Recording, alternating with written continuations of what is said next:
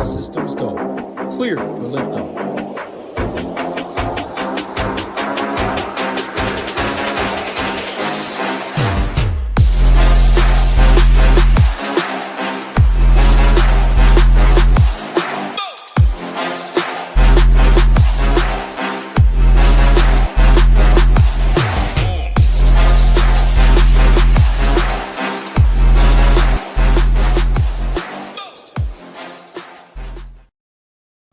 What is going on, guys? It is Saturday. It is 6 p.m. Eastern time. I hope you guys are gearing up for a nice little Saturday evening. I am excited to talk some round 4 showdown, recap a little bit of what we saw in round 3, and also to update the Meta Chronicles. I am still locked out of all of my social medias, so if you guys receive any suspicious messages, anything from me in terms of Instagram, Twitter, it's not me. And as always, if you have any help, I need it. I'm upset. I'm very upset because my life's work is on social media. But here we are, round 4 showdown. Let's bring up the scores for today, see how everybody did it, and see who can do the same tomorrow. So we had 4 rounds of 63 or better today. We saw Keith Harmon, Goddard, Matt. So those are their names and their last name. Keith Mitchell, Brian Harmon, Chris Goddard, Matt McCarty, all shoot rounds of 63 or better. And they kind of did it in like semi-different ways. So looking at how each guy did it, Keith Mitchell was driving distance, putter, and kind of gained in every category. Matt McCarty was approach, popped on approach. Like when I say the key stat, that means where they popped. Matt McCarty was approach, and then he also gained a little bit in each category. Brian Harmon was accuracy, approach, and around the green. Kind of popped in 3 categories, lost on the putting green, which was rare for Brian Harmon.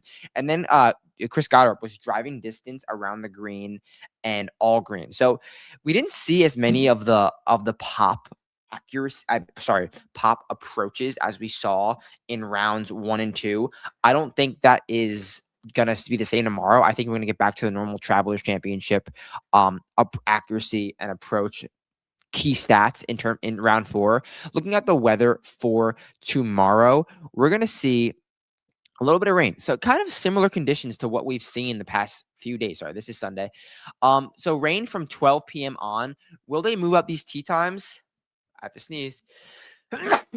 When I'm underneath this vent, I sneeze in this house. But will they move up these tee times? That is a question that I don't know. Ask yourself this. Probably wait to build until they do announce these tee times. If they go out in 3s or if they just move them up, it's nothing to write home about. But maybe they'll just move them up in case it does get bad.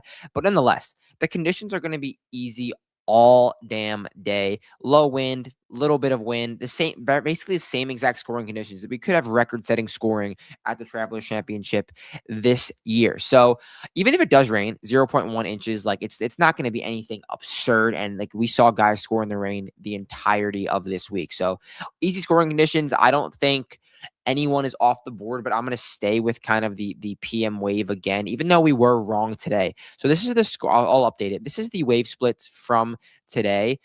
3 strokes under par in the AM, 2 strokes under par in the PM. I was wrong. I thought we were going to get a PM AM split in round 3. So I will accept that, put my hand up and say we were wrong. But looking at it tomorrow, I think we can see it, like, because it's just going to soften up the golf course. The better golfers are probably still going out in the PM. And I just think we're going to get at least closer to even tomorrow. So I'm not going to be chasing too many guys from the early tee times. I'm going to be looking at afternoon guys to finish inside the top 10, make birdies while getting those placement points. But someone's going to shoot a 63, a 64, and backdoor a T25 into a T8. So it's going to happen.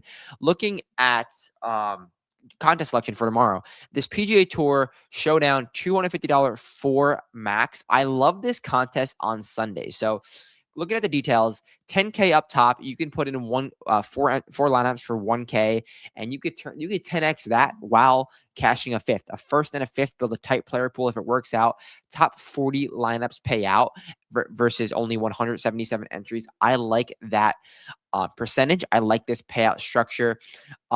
It's not quite the 10% we see to 10th place. I just like the flush 4 lineups, 250 each. If you want to max enter it, I think you have a really good chance to make your money back at the minimum, because not everyone's going to be putting in $1,000. If you have the money, if you like your player pool, and I think I like my player pool. This tournament we've been cashing really, really well. At least I've seen in the Discord, I've been having a decent tournament as well. So I like this. I like this contest. That's kind of where I'm going to be going for tomorrow.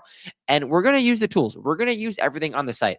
If you can see, the Showdown Stone 2.0 had one of the rounds of the day today. So this stone is awesome. It's super innovative. You can favorite guys just by clicking them, and it'll stay in your favorites. Just right here, you highlight them. But if you just want to sort by pivot, sleepers, leverage, you click sleepers. Keith Mitchell is simply the top name. You don't have to do anything. You see he's a sleeper. All right, I'm going to put him in my player pool. He had one of the rounds of the day yesterday. So between the projections, between the Slate station, which also has updated weather on it, it's amazing stuff. I'm not going to click the Slate station because my Slate plan is already up and cooking on the site. So if you want that, you're going to go right here, that code at the top. Use code BOOTS. You can get it all for free. If you've not tuned in yet, you're going to hit join the nation. You want every single sport, which I would definitely recommend. All access plus optimizer. You want every single thing. Code BOOTS gets you it. Access plus optimizer, the ultimate plan. If you just want the golf, click PGA plus optimizer, get SaberSim, and join that nation just like us. It is amazing stuff that we have over here at Shipping Nation. Use code BOOTS for a free week. Now, looking at the good stuff, looking at the golfers, looking at what we are going to look at for tomorrow. So looking at Harry Hall's profile, and I guess I'll touch on Harry Hall because I'll give you a preview. He's not the one golfer that we're going to be on, but he is a golfer that's in my slate plan. And if you're wondering why Harry Hall is in my slate plan, you're like, why would I ever play this golfer who is losing 5.5 strokes tee to green and just doing short game stuff? Like, it's not really too enticing. But Harry Hall on paper is generally a accuracy approach guy. And looking at his approach, round 1, minus 2.5. Round 2, minus 1.3. Round 3, minus 7.6. You could see it started off really bad, but it's gotten better every single day. If he's even a 0 on approach and he could tap into that 0 on approach, plus some of this 3.9 putting, plus this 0.6 around the green, turn that 2 under round into a 5 under round, that could be a nice round at what, 6? He's in the 6K range and no ownership if you're one early guy. So I like that from Harry Hall. If you see him on my slate plan, that is why. And I don't always need to explain why I'm on every single guy, but Harry Hall is a golfer that I am looking for. So looking at other golfers on this leaderboard, Victor Hovland and Scotty Scheffler at the top. We got a Victor ticket and we're riding with Victor. I mean, he just, when Victor gets going, when Victor is, no matter what form he's in, when he gets into the mix, he's dangerous. He's scary. I think Scotty can feel that he's not 100% the alpha dog every single shot when he plays with Victor Hovland. And Victor Hovland being 0 strokes around the green, that is where you want him. You're catching him on a great week. He's doing everything we're asking for. He's gaining 2.96 off the tee, another 4 on approach. I'm loving what Victor Hovland is doing. Down the leaderboard a little bit. Matt Fitzpatrick finally did something on the greens today, I would assume. Yeah, gained 0.3 strokes on the greens. Love where he sits, currently in a tie for 5th, doing every single thing right. Generally a very, very accurate driver, and the driver is treating him well so far this week. I wouldn't mind going back to Keith Mitchell because I really like the dude shot 7 under today. He's losing 2 strokes around the green. We do not need the around the green profile for this golf course. I don't think we need it at all. So same thing with Colin Morikawa. Colin Morikawa shot 600 today. He's losing over 4 strokes short game. So love this profile from Colin. Love what he brings to the table. And like at T14, people are going to see it. He's not going to be too owned at his price. What is Colin's price? Like low 9s? Is he low 9s? Let's see. Colin Morikawa is he 8s? Oh, he's 86. I love that price from Colin Morikawa for tomorrow. Down the board a little bit, seeing golfers who could potentially backdoor T20 into a T10. Bud Cauley keeps the good golf up. He's just losing a stroke and a half on the greens. We know Bud Cauley is generally a really, really solid putter. Russell Henley, like the fact that Russell Henley is losing a stroke and a half on approach and he's putting great.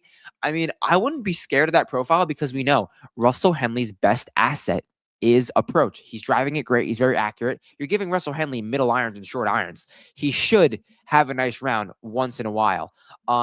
Kurt K is kind of doing a vintage Kurt K profile. I don't necessarily love it because he can easily lose another stroke and a half short game tomorrow. Tommy Ladd, this is going to be, we're going to see a great round from Tommy tomorrow. So, and then we're going to see his profile next start. And we're like, oh, look, another all green week from Tommy Fleetwood. He's plus 0.3 off the tee. He's plus 3, plus 0.3 off the tee, plus 0.03 on approach, plus 1.3 around the green, minus 0.1 on the putting green. So Tommy Fleetwood's going to backdoor a T28 into a T15, and then he's going to gain strokes to the field, and everything's going to be green. And then we're going to be like, oh my God, another all green profile from Tommy Fleetwood. Get ahead of it. Get ahead of it right now, because we're going to see it in his next start, and you have a chance to play him in round 4 and hopefully capitalize on that stat line. Who else are we looking for? Tom Hoge. I love this profile. Like, he's losing 2.3 strokes off the tee, but Tom Hoge's never going to gain a ton of strokes off the tee. This is a golf course where he's still shot 500 today. He's not playing that well stat-wise, but he's putting well, which is always concerning for Tom Hoge. The irons are in the green at the very least. I don't think the ball striking is too far away, so I like Tom Hoge in some capacity right there. Michael Kim, like this profile too. He just needs one stat to pop. He's doing everything exactly average. I don't mind that at all. So let's go back up to the top, because I don't want to go too far towards the bottom, because I do think the top is going to be where the money is made. And where am I going to go? Like, who do I semi-like? I don't mind Eric Cole. Eric Cole is going to be losing strokes off the tee because he's just a short hitter, and he's got no dog. Like, we don't want Eric Cole in the last few groups, like with the lead at least. Now he knows he's not going to win. He's 7 strokes back. Eric Cole can easily shoot another 7 under round and finish T3 with no pressure. So I love that completely. And no one's going to play him because he's kind of priced up high. He's in the 8K range, I believe. Let me double check that. Eric Cole, yeah, 8K range, a little bit up high for what Eric Cole's real talent is, in my opinion. So I think Eric Cole at 83 is a great play. But before we get out of here, the one golfer that we are on for tomorrow is going to be none other than Patrick Cantlay. Is it going to be chalky? Yes. But do you play Patrick Cantlay at TPC River Highlands? Yes, you do. If TPC River Highlands and Harbortown were the only golf courses in the world, Patrick Cantlay would be Tiger Woods. Again, do not care about the around the green play. He's striping it. He's gaining nearly 6 strokes on approach through 3 rounds, a little bit less off the tee, like less than 1 stroke off the tee. But he's hitting it so well. The short game is just holding him back a little bit in terms of like where he's at on the leaderboard. Patrick Cantlay knows he's not really going to win this golf tournament, but he is in a great position to shoot another 6 under round, finish 21 under for a T3. So I love Patrick Cantlay. He's going to make birdies tomorrow, and I'm sure he's going to clean up the mistakes because he knows he's probably out of the golf tournament now. So he should clean up some of the mistakes. Patrick Cantlay, the one golfer we are on for round 4. As always, the song of the day, we're going to go with Dead by Daylight from Ice 9 Kills. Brand new song, came out yesterday. Check it out. It's about like a video game, I think. So it's a good song. It's definitely a good song. So that does it. Round 4 showdown. Those are some of the golfers we were on. Go check out the slate plan. Check out the stats. Accuracy approach is the name of the game for tomorrow. Not rocket science. Build your player pool. Use code BOOTS. Use the optimizer, and let's ship it. Catch you guys Monday. Peace out.